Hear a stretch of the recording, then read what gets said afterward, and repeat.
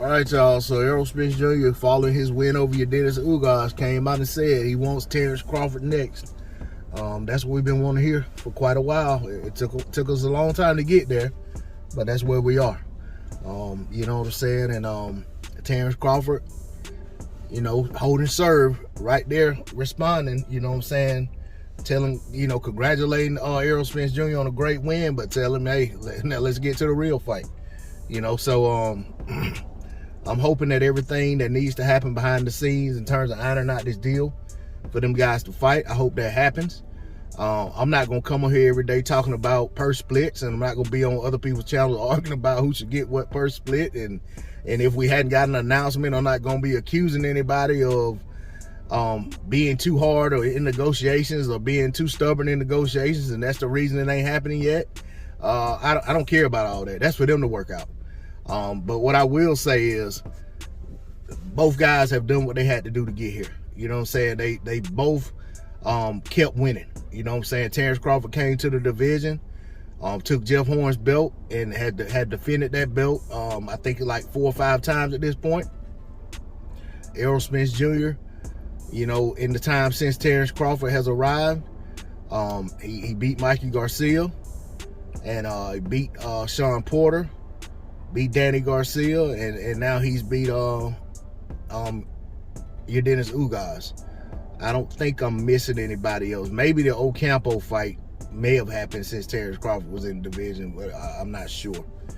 But I think those are the fights that he's had since Terence Crawford's been at 147, and that's all I'll speak on, because they weren't going to fight while Crawford was still at 140. So with all of that being said, you know what I'm saying, the stage is set. You know, these guys just have to go, you know what I'm saying, go to the powers that be and insist that, hey, this is the fight we want, and let's get it made. And I like Errol Spence's position, you know, that he's taking. You know, the stance that he's taking is that he wants Terence Crawford next.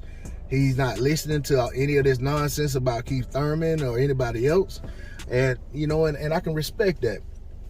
And I will say, although I'm a person who never talks about what somebody doesn't deserve in the sport of boxing, I will say that with Keith Thurman, if PBC wanted to make Keith Thurman versus Errol Spence Jr. at this stage, they didn't put Keith Thurman in the fights or keep him active enough to even make that fight make sense right now.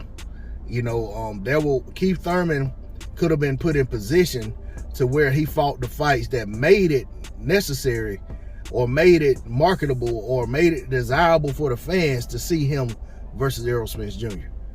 So, you know, with that said, Keith Thurman is where he needs to be on the outside looking in. He has work to do to get himself into the championship picture. Beating Mario Barrios, who was coming off a KO loss to Tank Davis at 140, does not spell title contender. I'm sorry. I don't care who you were at one point. You know what I'm saying? And that's just, you know, being honest. And I'm a guy who always tries to, you know, show favor toward the former champions. But when a former champion hadn't behaved like a former champion or like a champion in years, you know, I'm not going to be campaigning for him to get an opportunity, especially to get in front of a monumental fight like Spence versus Crawford. I'm sorry.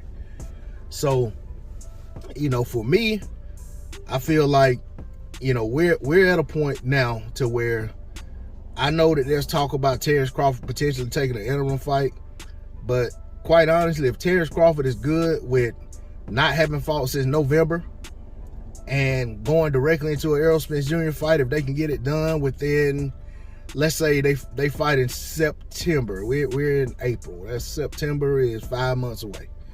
If they fight in September, you know, that'll put Spence 5 months out. You know, that'll put Crawford at about 10 months since his last fight. We've seen Crawford come in 10, 11 months, you know what I'm saying, and go out there and perform.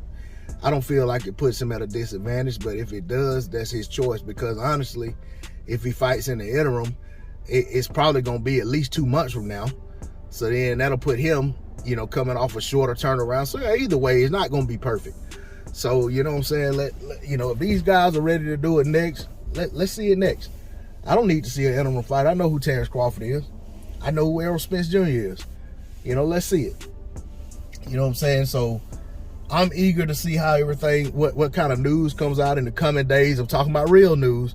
I'm not talking about these wow and breaking news and all that stuff, and then only to come back days later with a different story and never even apologize for putting out misinformation. None of that stuff. I'm talking about some real concrete news put out about a fight being announced that's actually going to happen. Or even if it's not about the fight being announced, at least some kind of update on where things stand. You know what I'm saying? Logistically or whatever the case may be. That's all I got on it.